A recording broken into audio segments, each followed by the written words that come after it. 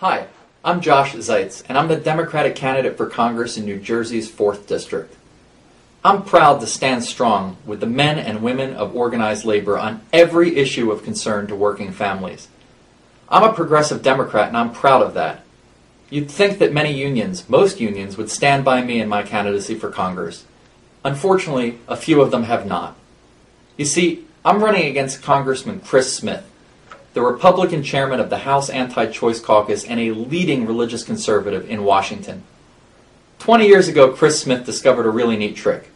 If he threw organized labor a couple of strategic votes each year, easy votes like the minimum wage, then some unions would get behind him because they're always eager to demonstrate their bipartisanship.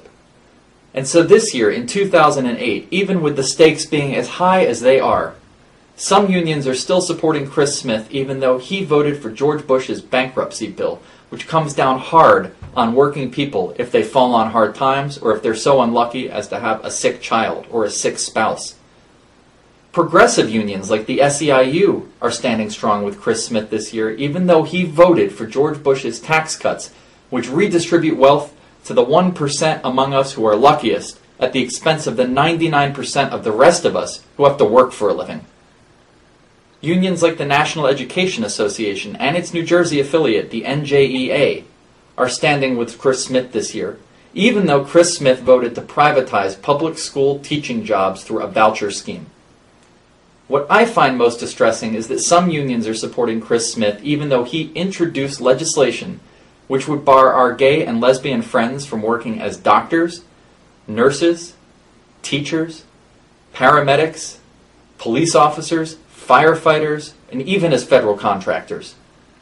You know, 50 years ago, organized labor learned the hard way that you cannot take away the rights of some workers without taking away the rights and security of all workers.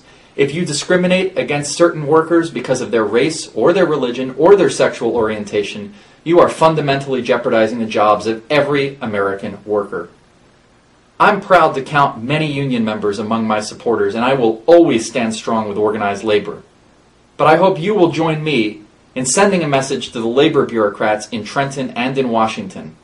Solidarity means every American worker gets the same fair shot. Divided we fall and united we stand.